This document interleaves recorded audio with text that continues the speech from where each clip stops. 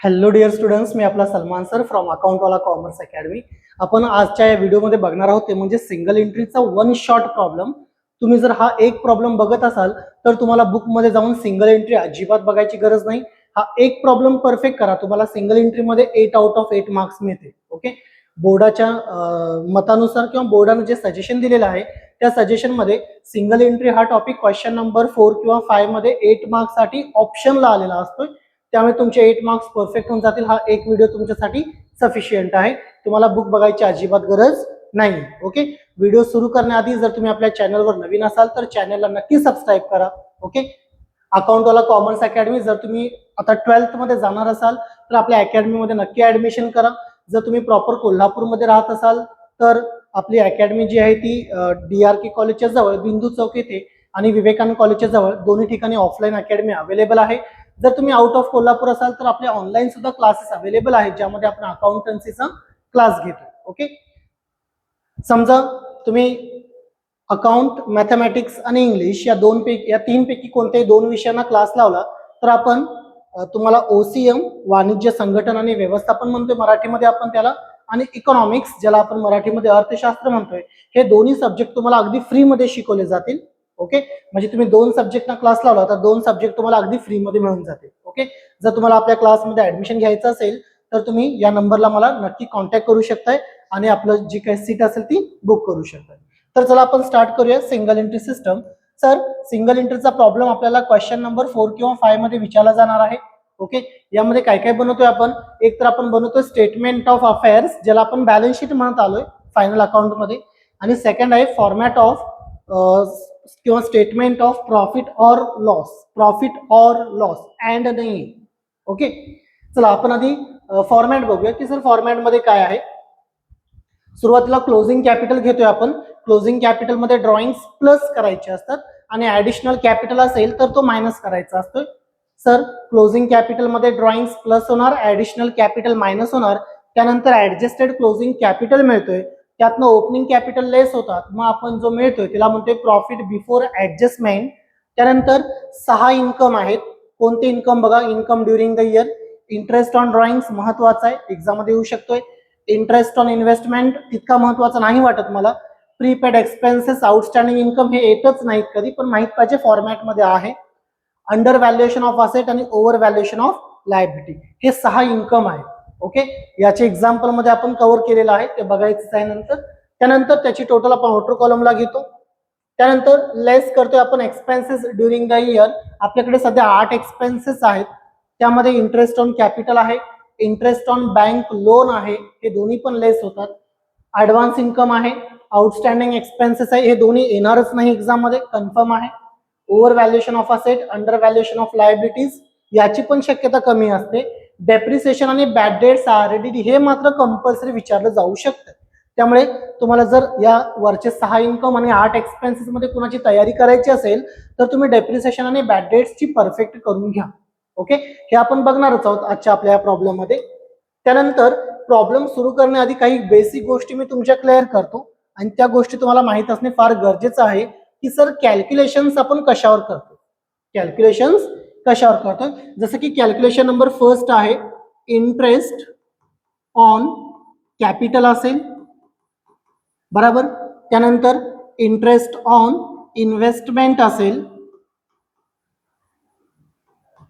त्यानंतर interest on loan असेल. Okay, second नंबरला डेप्रिसिएशन असेल.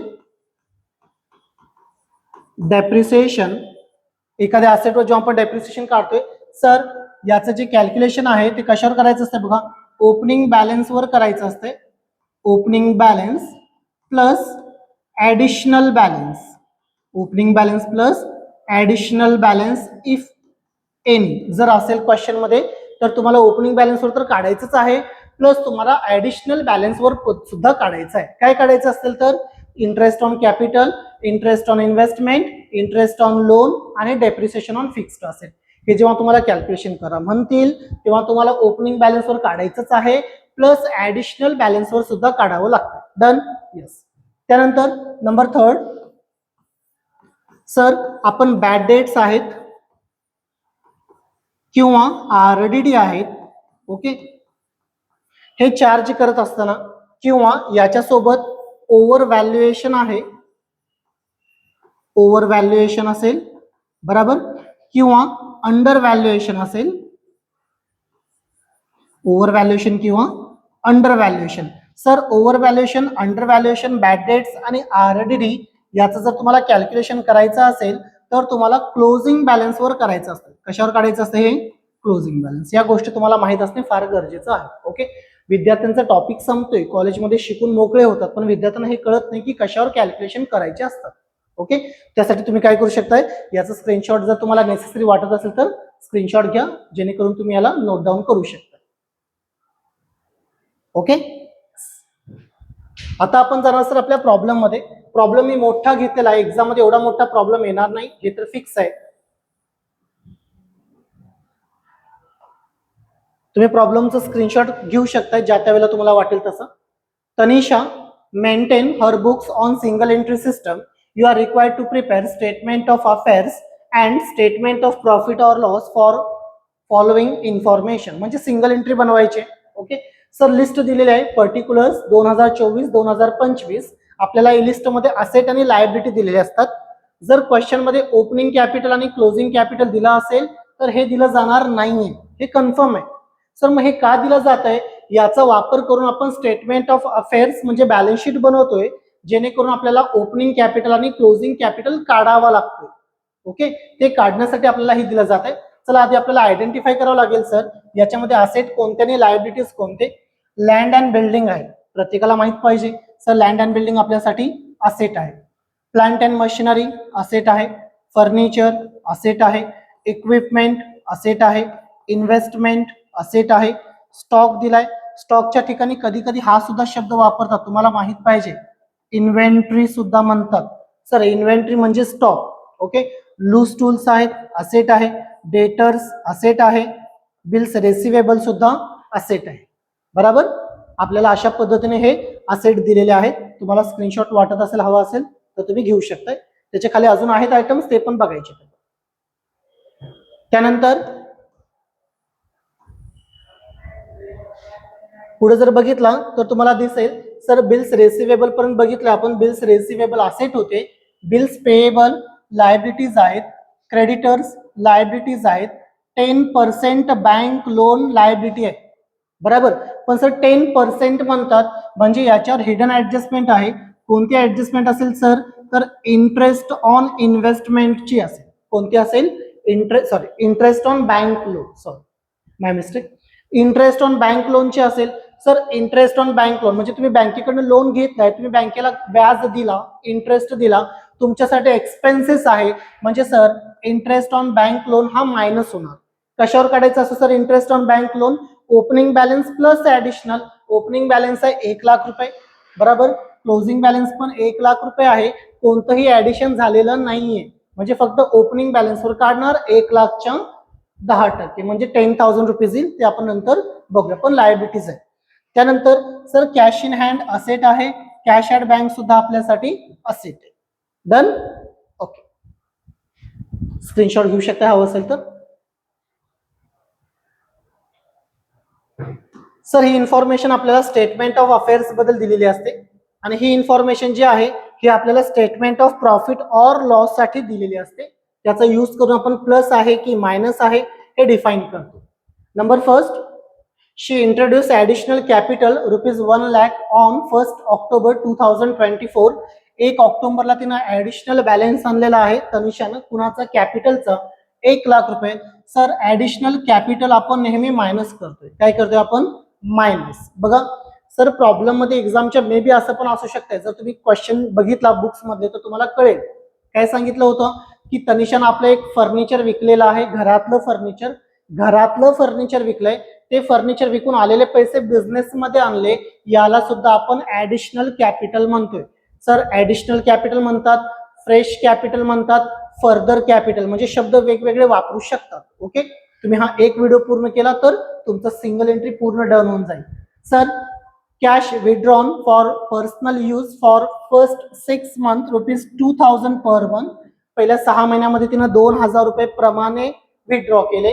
And for next 6 months ₹1,000 per month. Okay, याचा अर्थ काय झाला सर, पहिल्या 6 महिन्यासाठी तिने 2000 प्रमाणे टोटल 12,000 रुपये विड्रॉ केले. त्यानंतर पुढच्या 6 महिन्यामध्ये तिनं 1,000 रुपये प्रमाणे टोटल 6,000 रुपये कॅश विड्रॉ केलं. म्हणजे टोटल 18,000 रुपयाचा कॅश विड्रॉ केलेला आहे तनिषानं. हिला आपण काय म्हणणार, ड्रॉइंग्स म्हणतोय. सर ड्रॉइंग्स आपण प्लस करणार या टॉपिक मध्ये. बघा फायनल अकाउंट मध्ये ड्रॉइंग्स मायनस करतोय, फायनल अकाउंटला आणि याला मिक्स करू नका. Okay sir, goods withdrawn ₹2,000 for personal use. Sir goods पण विड्रॉन केले, हे सुद्धा ड्रॉइंग्स आहे आणि ड्रॉइंग्स प्लस करणार आपण. फायनल अकाउंट मध्ये ड्रॉइंग्सला आपण मायनस करतोय, सिंगल एंट्री मध्ये ड्रॉइंग्सला आपण प्लस करतोय, हे लक्षात असू दे. Sir charge interest on capital. Sir interest on capital, sir ओनरनं, मी बिझनेस आहे समजा, ओनरनं मला कॅपिटल दिले, त्याच्यावर मी त्याला इंटरेस्ट दिला, माझ्यासाठी खर्च आहे. सर हे आपला एक्सपेन्सेस आहे आणि एक्सपेन्सेस मायनस होणार, बरोबर. आणि interest on drawings 5%. Sir interest on drawings म्हणजे काय, मी बिझनेस आहे, ओनरनं माझ्याकडनं पैसे घेत आहे, ओनर त्याच्यावर मला इंटरेस्ट देणार, मला पैसा मिळणार. इंटरेस्ट ऑन ड्रॉइंग्स आपलं इन्कम आहे, हे प्लस होणार. हे काय होणार सांगा, प्लस. ओके, अशा पद्धतीने आपल्याला हे इफेक्ट घ्यायचे आहे. अजून आहेत खाली ऍडजस्टमेंट, तुम्ही याचा स्क्रीनशॉट घेऊ शकताय. त्यानंतर सर ऍडजस्टमेंट नंबर 5 बघितला तर आपल्याला कळेल इथं adjustment number 5, charge depreciation on land and building. Sir depreciation आहे, डेप्रिसिएशन म्हणजे आपले एक्सपेन्सेस आहेत, डेप्रिसिएशन आपण नेहमी लेस करतोय, काय करणार आपण, less. Okay, on land and building आहे, प्लांट अँड मशिनरी आहे, अँड फर्निचर आहे 10% पर एनम. तिन्हीवर 10% डेप्रिसिएशन काढायचं आहे. Addition made on 1 October if any. जर समजा सर या असेट मध्ये काही ऍडिशन झालं असेल, म्हणजे सुरुवातीला 2 लाख होते, नंतर 3 लाख झाले, 1 लाख ऍडिशन झालं, तर ते ऍडिशन 1 ऑक्टोबरला झाले असं तुम्ही कन्सिडर करा, असं म्हटलेलं आहे, बरोबर. हे डेप्रिसिएशन साठी महत्वाचं आहे. त्यानंतर creditors under valued by ₹20%. Sir creditors under valued आहे, जर फॉर्मॅट बघितला तर तुम्हाला कळेल बघा, under valuation of asset plus होणार, over valuation of liability minus होतात.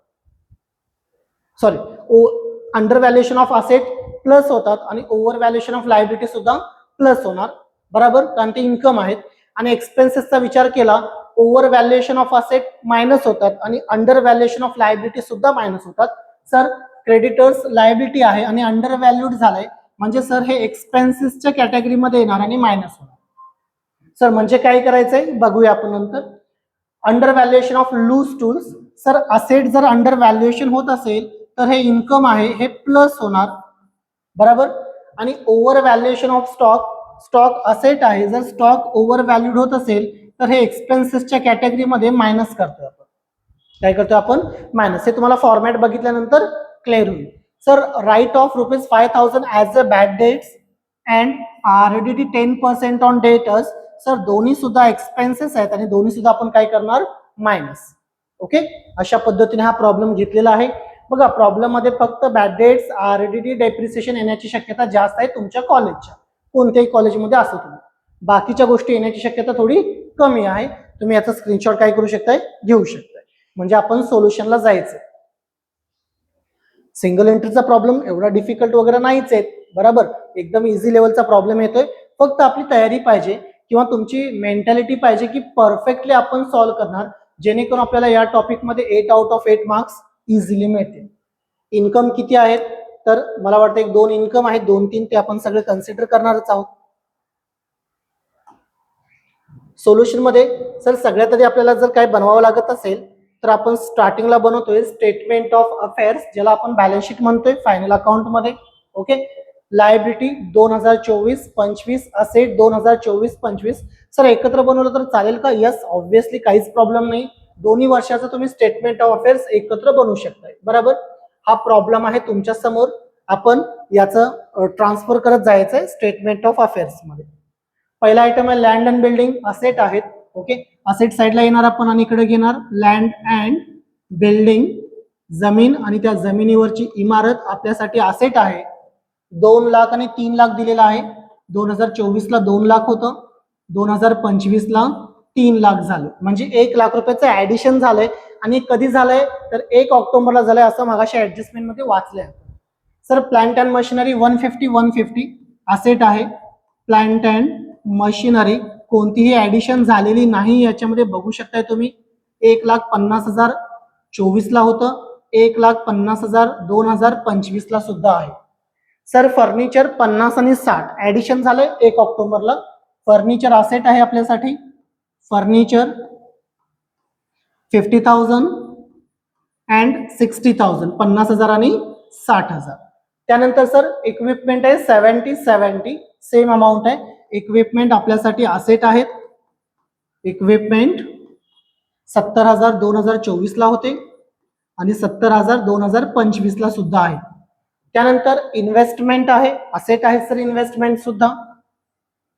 इन्व्हेस्टमेंट असेट मध्ये घेणार आपण. बॅलन्स बघितला 30,000 आहे दोन्ही साईडला. 30,000 फर्स्ट इयरला, 30,000 सेकंड इयरला. इन्व्हेस्टमेंटच्या खाली दिले स्टॉक, ज्याला आपण इन्व्हेंटरी सुद्धा म्हणतोय. ओके, स्टॉक सर आपल्यासाठी असेट आहे. फर्स्ट इयरला आहे 40,000, सेकंड इयरला आहे 44,000 40 आणि 44. त्यानंतर लूज टूल्स आहे. लूज टूल्स आपल्यासाठी असेट आहेत. लूज टूल्स म्हणजे बिझनेस मधले छोटे मोठे हत्यारे. ओके, बॅलन्स बघितलं 20,000 आणि 24,000 आहे. 20,000 अँड 24,000 20,000 आणि 24. सर लूज टूल्सच्या खाली दिले डेटर्स. डेटर्स पण असेट आहेत आपल्यासाठी. डेटर्स बॅलन्स आहे डेटर्सचा 32,000 32,000 अँड 40,000 40,000 रुपये. त्यानंतर सर बिल्स रिसिवेबल, ते पण आपल्यासाठी असेटच आहे. बिल्स रिसिवेबल त्याला बिहार सुद्धा म्हणतोय आपण. 10,000 15,000 10,000 रुपये आणि 15,000 रुपये. त्यानंतर सर बिल्स पेएबल लायबिलिटीज आहेत, आपल्या प्रत्येकाला माहित पाहिजे. बिल्स पेएबल त्याची अमाऊंट दिलेली आहे 25 20,000 आहे पहिल्या वर्षी. दुसऱ्या वर्षी आहे 25,000 25,000. त्याच्या खाली दिले मित्रांनो क्रेडिटर्स 50 आणि 60 आहे. क्रेडिटर्स सुद्धा लायबिलिटीज आहेत आपल्यासाठी. क्रेडिटर्स 50 आणि 60 आहे. 50,000 आहे पहिल्या वर्षी आणि दुसऱ्या वर्षी बघितला तर 60,000 रुपये दिले 60,000. क्रेडिटर्स नंतर 10% बँक लोन आहे, लायबिलिटीज आहेत हे सुद्धा. इथे येणार मी 10% बँक लोन घ्यायचं आहे. सर ते 10%चा इफेक्ट कुठं होणार तर ते स्टेटमेंट ऑफ प्रॉफिट और लॉस मध्ये इथं होणार नाही. किती रुपये दिलाय 1,00,000 रुपये आहे फर्स्ट इयरला. सेकंड इयरचा विचार केला तर तिथं सुद्धा 1,00,000 रुपये दिलेले आहे. Done. Yes. Cash in hand asset आहे सर, फक्त कॅश म्हटला तरी चालेल. 2,000 आणि 12,000 आहे. 2,000 12,000. कॅश ॲट बँक दिलेला आहे, ज्याला आपण फक्त बँक म्हटलं तरी चालेल. 48,000 48,000 रुपये दिलाय फर्स्ट इयरला. सेकंड इयरला आहे 15,000 15,000 रुपये. Done. Yes sir. All asset आणि लायबिलिटीज आपण ट्रान्सफर केलेला आहे. एवढा मोठा प्रॉब्लेम एक्झामला येत नाही. एवढे असेट्स आणि लायबिलिटीज तुम्हाला दिले जात नाही, त्यामुळे तुम्ही बिंदास राहा. फक्त हे असेट आणि हे लायबिलिटीज परफेक्ट करा, याच्या बाहेरचं काहीही येणार नाही. अजून एक लायबिलिटी महत्वाची, ती म्हणजे बँक ओव्हरड्राफ्ट लायबिलिटी असते. ओके, ती या क्वेश्चन मध्ये मी घेतलेली नाहीये. जर आली तर तुम्ही लायबिलिटीजला ट्रान्सफर करू शकता. चला आता आपल्याला करायचं आहे क्लोज. ओके सर, क्लोज करताना आपल्याला माहिती आहे वरती एक लाईन आणि खाली 2 लाईन आपण मारतो. ठीक आहे, टोटल बघूया आपण. 2 3 लाख 4 लाख 5 लाख 5 40 5 60 5 90 6 लाख 4,000 6 लाख 52,000 6 लाख 52,000. ओके, कॅल्सी अलाउड नाहीये, पण मी कॅल्सी यूज करतो कारण तिथं मिस्टेक नाही झाली पाहिजे. तुम्ही एक्झाम मध्ये नंतर रफ वगैरे करू शकता. तर आपण ऑनलाईन लेक्चर मध्ये तसं काही नको.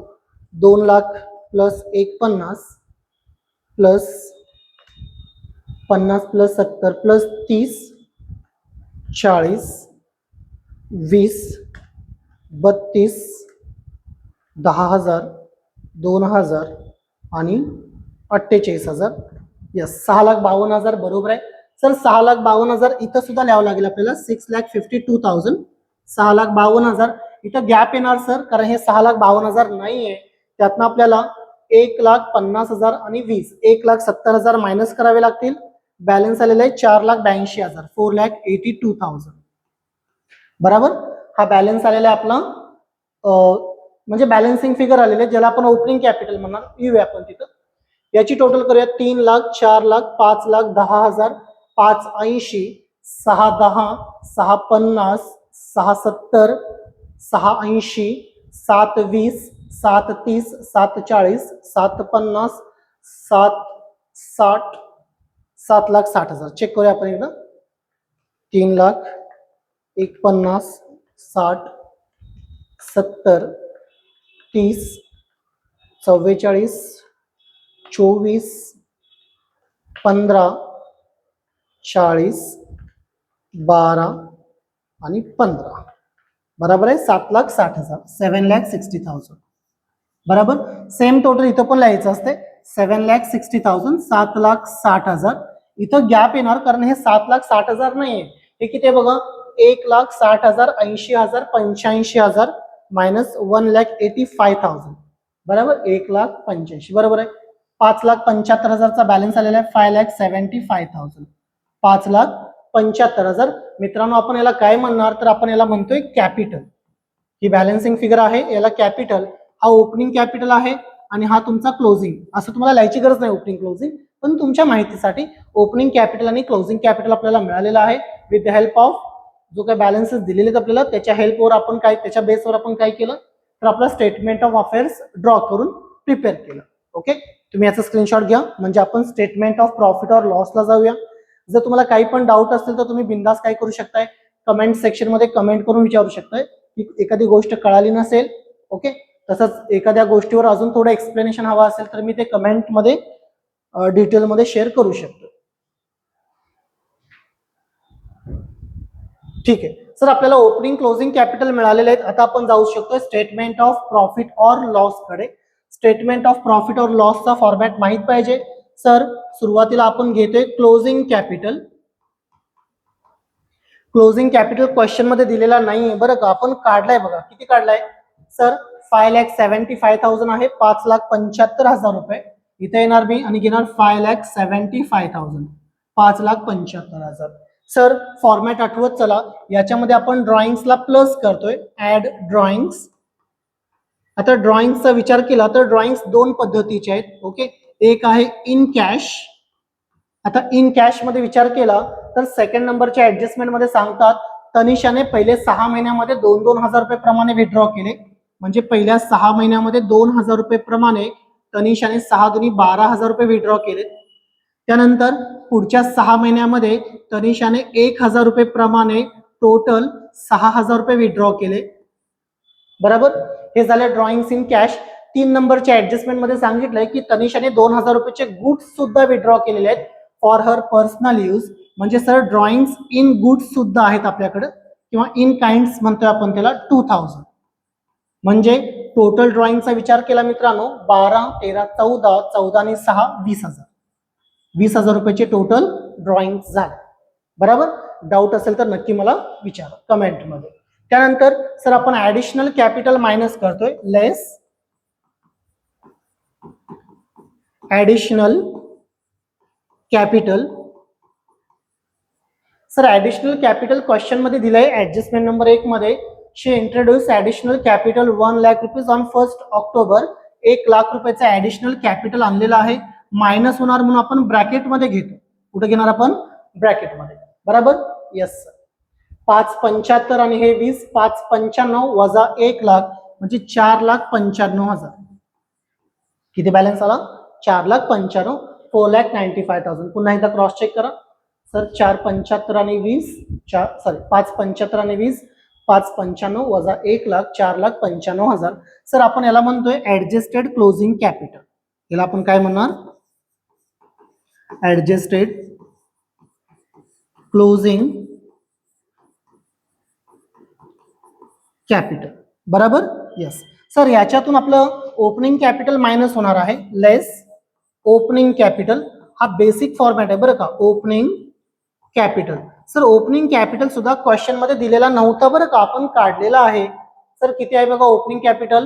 4,82,000 रुपये आलेला आहे. 4,82,000, 4,82,000 आपलं ओपनिंग कॅपिटल आले 482, मायनस करणार आपण 4,82,000, 4,82,000 मायनस केले. ओके, बॅलन्स किती आला बघा, 4 लाख मधून 4 लाख गेले, 95 मधून 82 गेले, 13,000 रुपयाचा बॅलन्स आलेला आहे.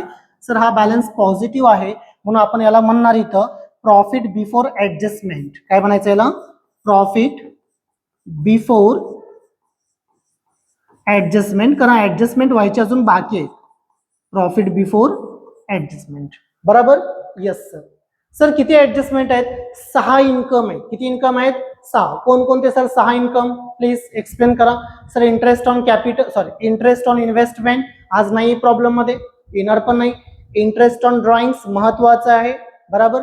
Prepaid expenses, outstanding income, under valuation of asset, over valuation of liability. Over valuation of liability आहे प्रॉब्लेम मध्ये, ओव्हर व्हॅल्युएशन ऑफ लायबिलिटी नाही, अंडर व्हॅल्युएशन आहे. ओव्हर व्हॅल्युएशन ऑफ असेट आहे, अंडर व्हॅल्युएशन ऑफ असेट आहे, म्हणजे 2 income आहेत. आणि sir 8 expenses. कोणते expenses sir, interest on capital, interest on bank loan, बरोबर. त्यानंतर ऍडव्हान्स इन्कम, त्यानंतर outstanding expenses, over valuation of asset, under valuation of liabilities, त्यानंतर डेप्रिसिएशन, बॅड डेट्स आणि आरडी. हे परफेक्ट करून घ्या, काहीच प्रॉब्लेम नाही. चला आता आपण जायचंय आपल्या इन्कम मध्ये. प्लस होणार इन्कम, इन्कम काय होतील तर प्लस. ओके, इथं आपण म्हणणार add income during the year. Income during the year. Sir वर्षभरामध्ये झालेले इन्कम आपल्याला इथं प्लस करावे लागतील. सर कोणकोणते इन्कम आहेत बघा, तर ऍडजस्टमेंट नंबर 1 झाली, 2 झाली, 3 पण झालेले आहे. इंटरेस्ट ऑन कॅपिटल एक्सपेन्सेस आहे, इंटरेस्ट ऑन ड्रॉइंग्स इन्कम आहे. Okay, number first interest on drawings, interest on drawings. Sir किती पर्सेंट आहे, इंटरेस्ट ऑन ड्रॉइंग्स 5% दिलेला आहे. ड्रॉइंग्सची टोटल व्हॅल्यू 20,000 रुपये आहे. इथं कॅल्क्युलेशन करूया आपण सर, 20,000 रुपये इंटू 5% म्हणतात. ओके सर 5% जर काढला, 20,000च्या 10% 2,000, 5% काढला तर 1,000 रुपये येणार. पण सर ड्रॉइंग्स दिलंय पण त्याची डेट नाही दिली. बघा महत्वाचा नियम आहे सर, क्वेश्चन मध्ये ड्रॉइंग्स आहे, इंटरेस्ट ऑन ड्रॉइंग्स आहे आणि डेट ऑफ ड्रॉइंग्स नसेल तर 6 मंथ साठी काढायचा हा रूल आहे. हा रूल आहे, कुठं चेंज होणार नाही. जगाच्या कोणत्याही कोपऱ्यात गेला तरी तो चेंज होणार नाहीये. सर इंटरेस्ट ऑन ड्रॉइंग्स आहे बट डेट ऑफ ड्रॉइंग्स ऍब्सेन्स असेल तर 6 मंथ साठी काढायचंय. मग जो 1,000 रुपये आलेला आहे ना मित्रांनो, हा 12 महिन्याचा आहे. आपल्याला काढायचे 6 महिन्याचा, म्हणजे 1,000च्या निम्मे किती येणार, 500. किती रुपये येणार, 500 रुपये.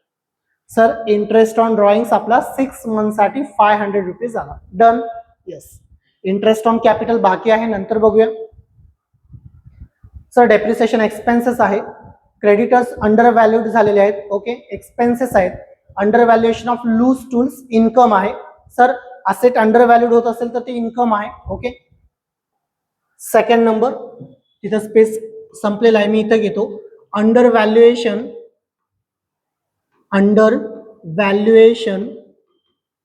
Of loose tools, under valuation of loose tools.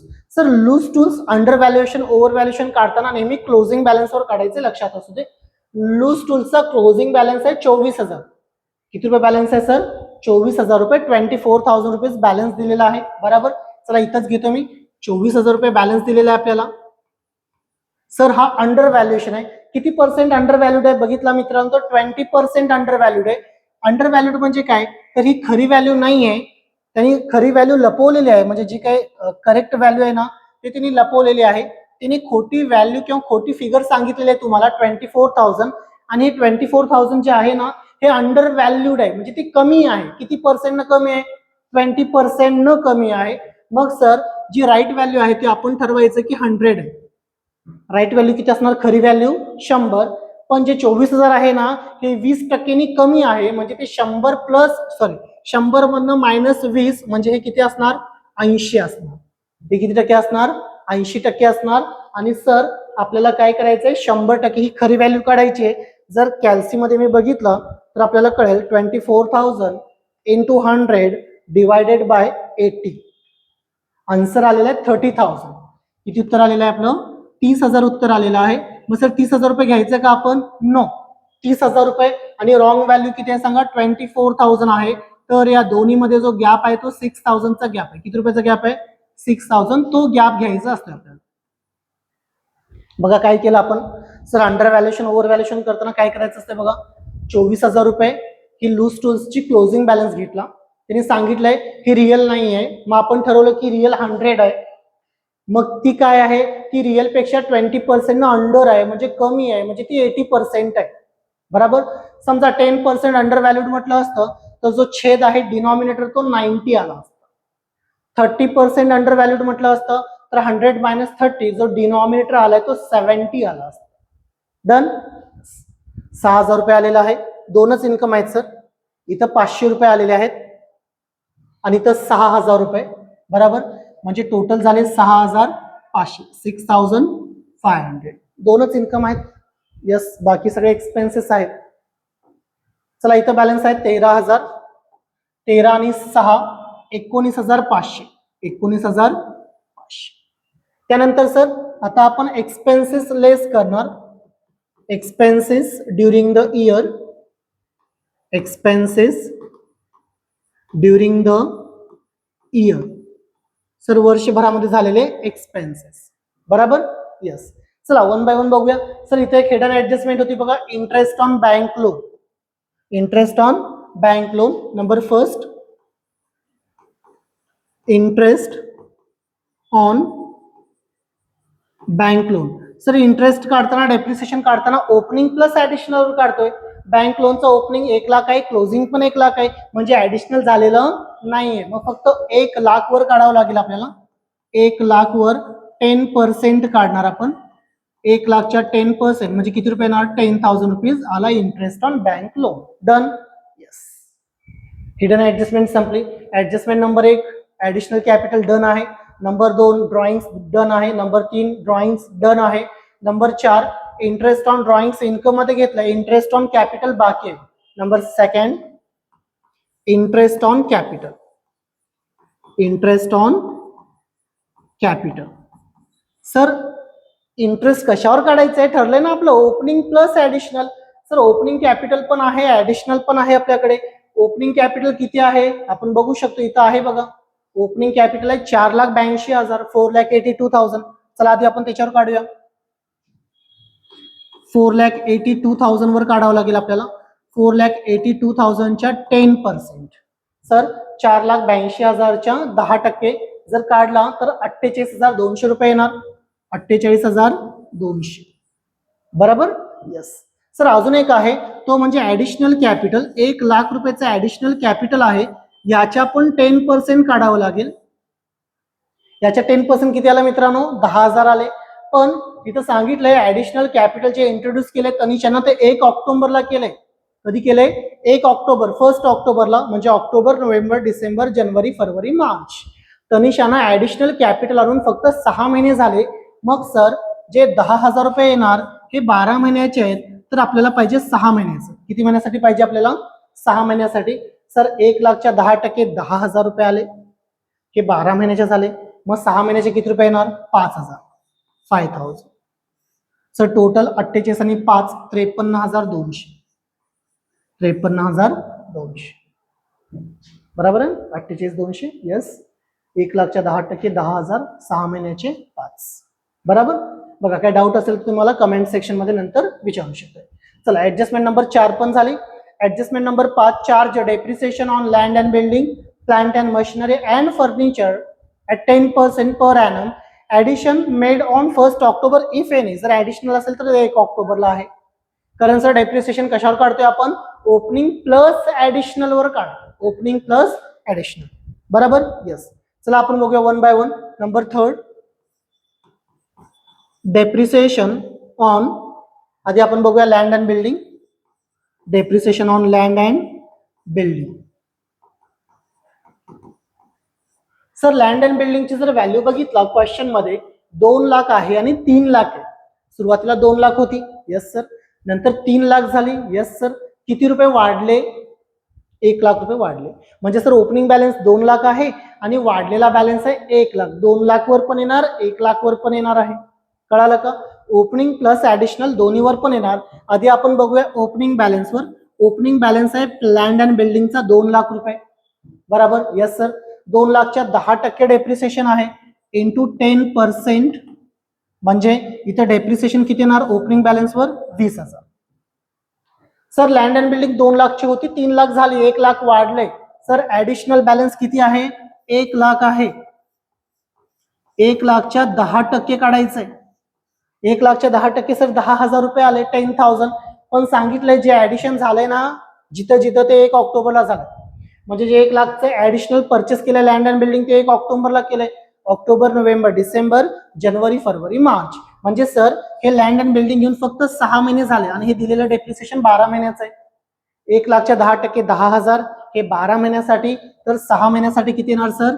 5,000 रुपये, 5,000.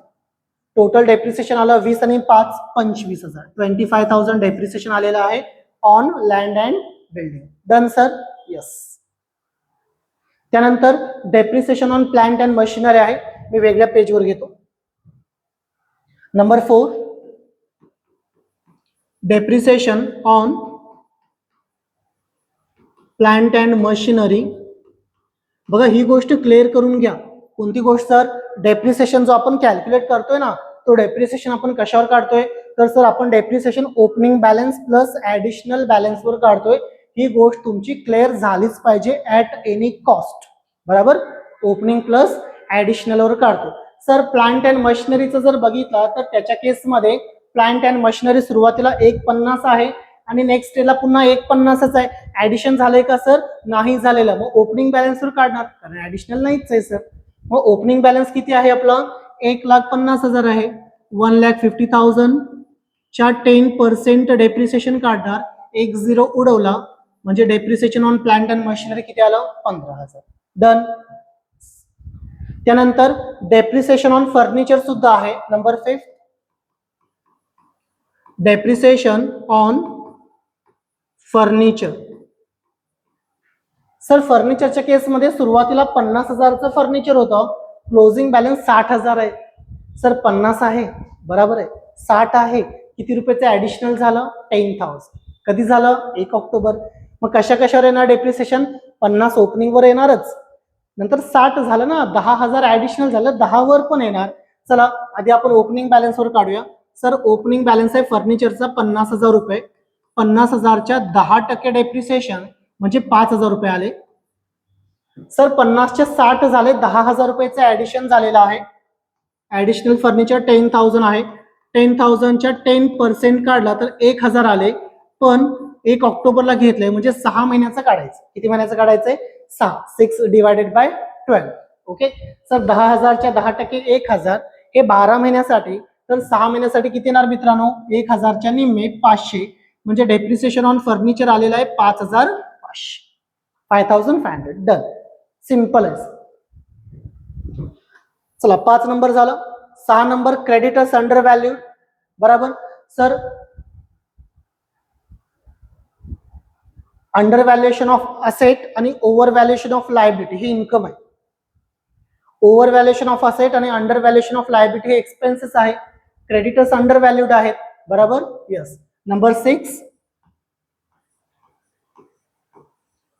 Under valuation of creditors. आणि सर क्रेडिटर्स कोण आहे आपल्यासाठी? लायबिलिटी आहे. लायबिलिटी अंडर व्हॅल्यूड झाले.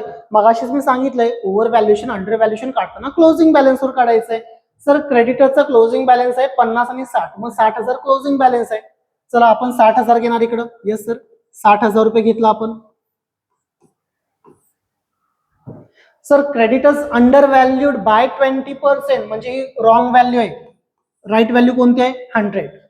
सर क्रेडिटर्स अंडर व्हॅल्यूड आहे म्हणजे 100 नाही, 100 पेक्षा 20 न कमी म्हणजे किती असणार सर?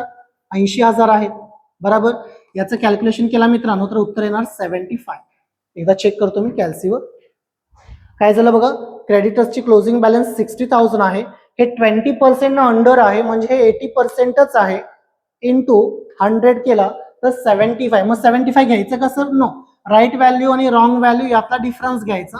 यातला डिफरन्स आहे 15,000. किती डिफरन्स आहे? 15,000. म्हणजे सर 15,000 रुपये फक्त आपल्याला घ्यावे लागतील. काय डाऊट असेल नक्की मला विचार.